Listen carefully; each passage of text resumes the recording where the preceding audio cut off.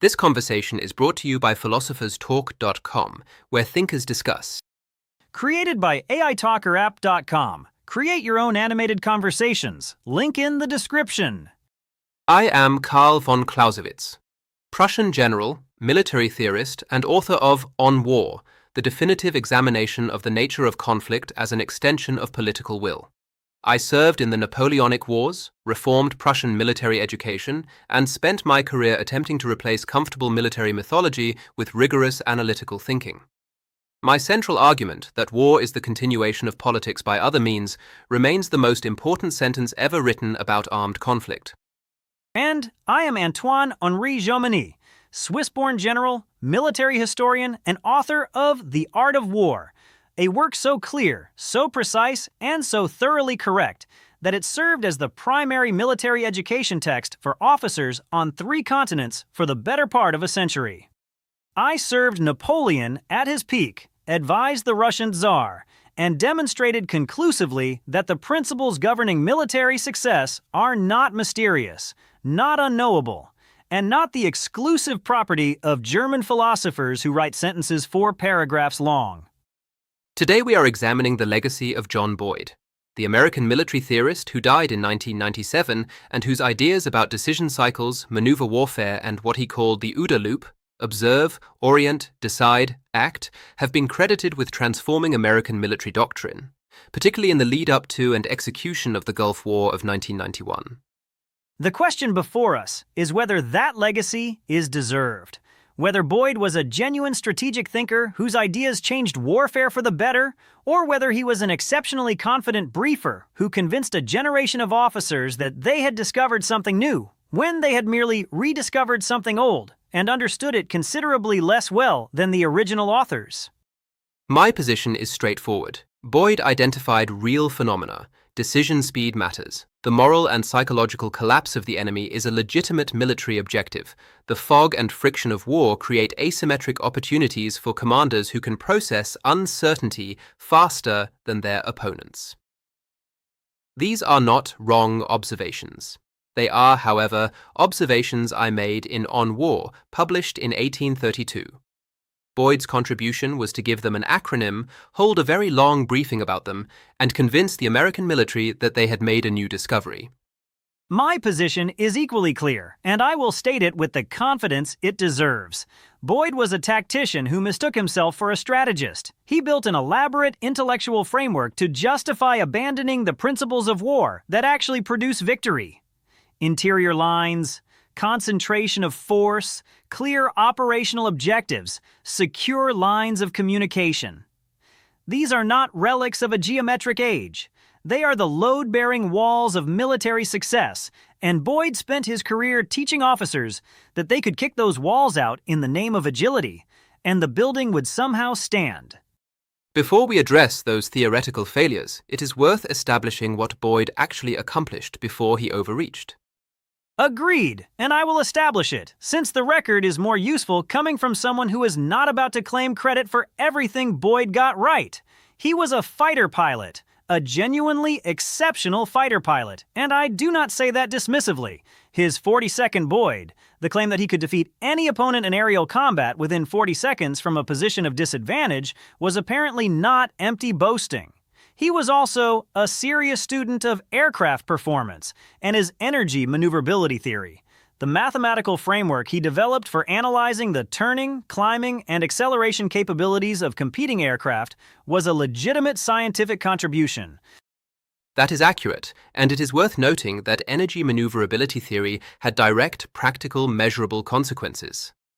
The F-16 exists as a lightweight, highly maneuverable aircraft rather than as another heavy multi-role platform, partly because Boyd and his associates, the group that called themselves the Fighter Mafia, used energy maneuverability analysis to demonstrate that institutional procurement preferences were producing aircraft optimized for everything except the thing aircraft are actually supposed to do, which is defeat other aircraft in combat. And that is exactly where I would have stopped celebrating him. He was right about aircraft design. He was right that the institution was producing bloated, over-engineered platforms that served procurement bureaucracies rather than pilots. That is a genuine contribution and a real service. But Boyd did not stop there. He extrapolated from energy maneuverability theory, which is a precise mathematical tool for a specific technical problem, into a universal theory of conflict applicable to every scale and domain of warfare. That extrapolation was where the evidence stopped and the philosophy began. The extrapolation was also where the historical amnesia began. Boyd read Sun Tzu, read the accounts of Mongol operational methods, read the German Blitzkrieg doctrine, and synthesized these into a framework he called maneuver warfare. He presented this as a significant theoretical advance. What he had actually done was describe, with some precision and considerable energy, phenomena that military thinkers had been wrestling with for centuries. The Mongols did not read Boyd's briefing. They developed effective maneuver doctrine without the assistance of an acronym.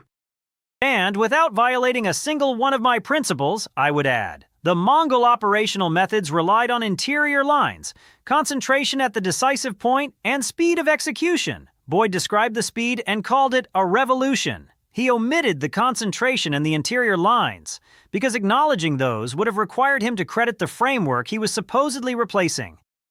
Before I explain precisely why Boyd's legacy is overstated, I will do him the courtesy of presenting his argument in its strongest possible form.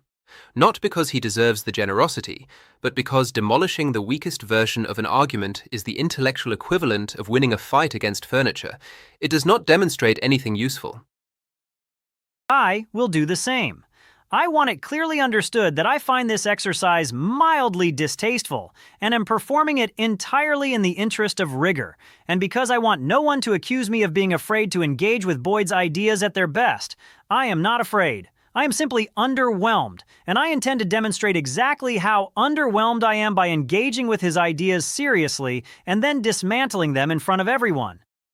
The strongest case for Boyd runs as follows. Prior to Boyd's sustained campaign against American military orthodoxy, the dominant doctrine was attrition warfare. You destroyed the enemy's capacity by destroying the enemy's equipment, personnel, and supplies. You measured success in body counts and tonnage expended. Boyd argued this was slower, costlier, and less decisive than targeting the enemy's decision-making capacity directly. If you could cycle through the OODA loop faster than your opponent, you could keep them perpetually reacting and never acting, and eventually collapse their organizational cohesion without necessarily destroying their equipment at all. The Gulf War's ground campaign, 100 hours of combat, minimal coalition casualties, catastrophic Iraqi collapse, appeared to validate this framework exactly.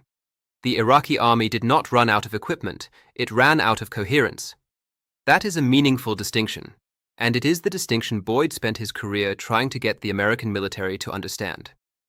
The strongest case from my perspective is that Boyd correctly diagnosed a genuine disease in the American military of the 1970s. Vietnam had broken the institution's confidence without correcting its intellectual habits. The procurement culture had captured strategic thinking, and the result was an armed force optimized for managing large budgets rather than winning wars. Boyd's campaign for the F-16, his influence on the Marine Corps, his relentless pressure on officers to think operationally rather than administratively, these were correctives to a real institutional failure. His influence on the Marine Corps Warfighting Manual produced a document that teaches officers to treat disorder as an operational opportunity rather than an emergency requiring immediate correction. That is a genuinely useful idea, practically expressed, and I will acknowledge it without further qualification. I am now done acknowledging it. I would also credit Boyd's framework at the level of individual and small unit training. The OODA loop, stripped of its grand theoretical ambitions, is a usable cognitive model for teaching pilots, infantry officers, and combat commanders to make faster, better decisions under pressure. As a training heuristic, it has real value. The mistake was treating a training heuristic as a theory of war. A useful tool for teaching decision-making under stress is not the same thing as an explanation of why wars are won and lost. And Boyd and his disciples were never adequately clear about that distinction. And his diagnosis of the attrition problem was correct, as far as it went. The American military in Vietnam was measuring the wrong things and optimizing for those measurements, which is an institutional pathology that no amount of geometric principle can cure on its own. Boyd identified this clearly, argued it persistently, and paid a significant professional cost for doing so. The institution resisted him, blocked his promotion, and treated him as a troublemaker. That treatment was unjust at the level of the specific criticisms he was making, even if his proposed solution was overextended. I am capable of distinguishing between a correct diagnosis and an incorrect prescription, which is more than Boyd's disciples ever managed. Here is where Boyd's framework fails, and the failure is structural rather than incidental. He correctly described a tactical and operational phenomenon and then made the catastrophic error of believing it constituted a complete theory of war. It does not. War, as I wrote, and as 2 subsequent centuries of evidence have confirmed, is the continuation of politics by other means. The OODA loop tells you how to win the engagement. It tells you nothing about what winning the engagement is supposed to accomplish, or whether winning it advances the political objective that justified the war in the first place. These are not supplementary questions. They are the central questions, and Boyd's framework has no answer to them. And here is where Boyd fails by my measure, which is equally damning and considerably more specific. The Gulf War did not succeed because of OODA loops. It succeeded because Norman Schwarzkopf massed overwhelming force, secured interior lines through Saudi Arabia, concentrated at the decisive point, and executed a classic double envelopment that Napoleonic officers would have recognized immediately. The left hook into Iraq was geometry. It was the application of principles I documented 60 years before Boyd was born. Boyd's disciples claimed the Gulf War as a vindication of maneuver warfare theory, and they were wrong. They won using my principles and gave Boyd the credit, which is precisely the kind of outcome I have come to expect from American military historiography. The deeper problem with Boyd's legacy is what it produced institutionally over time. The OODA loop escaped the military and colonized business schools, sports psychology, marketing strategy, and technology startups. I have been informed it is now used to analyze competitive video gaming. When a single concept claims equal explanatory power over fighter combat, corporate quarterly planning, a tennis match, and a social media campaign, it has ceased to be an analytical tool and become a metaphor. Metaphors are not strategy. Metaphors do not win wars. They win briefings, which is a different and considerably less important competition. The Air Force, which Boyd spent his career attempting to reform from within, correctly identified that his framework was operationally seductive and strategically incomplete. They resisted him institutionally, and they were right to do so, though I must concede they were right for partially wrong reasons. They resisted him because he was personally abrasive, because he attacked procurement programs that powerful people had committed their careers to, and because he was genuinely difficult to work with on a human level. They should have resisted him because he was a brilliant tactician, operating well outside his area of competence, and entirely unaware of it. The right answer arrived by accident, which is itself a remarkably Boyd-adjacent outcome, and one I find philosophically satisfying.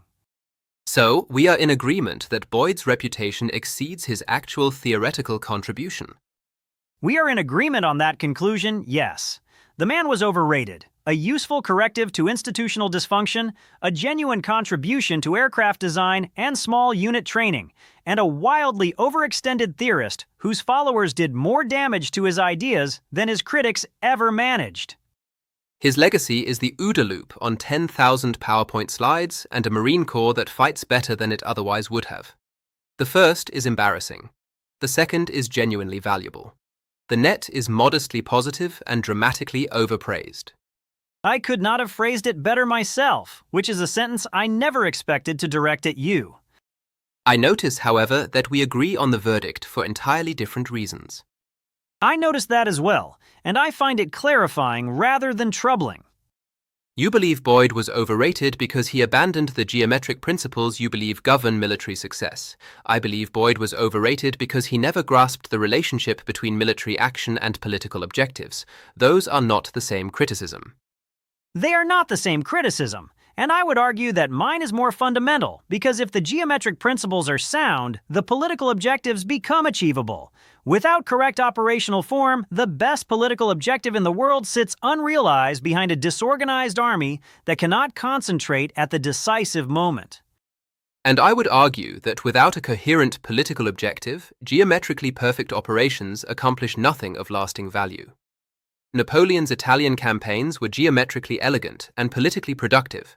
His later campaigns were equally elegant and politically catastrophic. The geometry did not change. The political clarity did. We are not going to resolve this in the remaining time of this episode. That much is already apparent to both of us. Join us for part 2, where Clausewitz will continue to be wrong about this, and I will continue to be correct, and we will both agree to shout about it eventually. In part 2, we will examine whether either framework survived contact with Afghanistan and Iraq, which is the more interesting question than whether Boyd deserved his reputation, and which neither of us will enjoy answering honestly.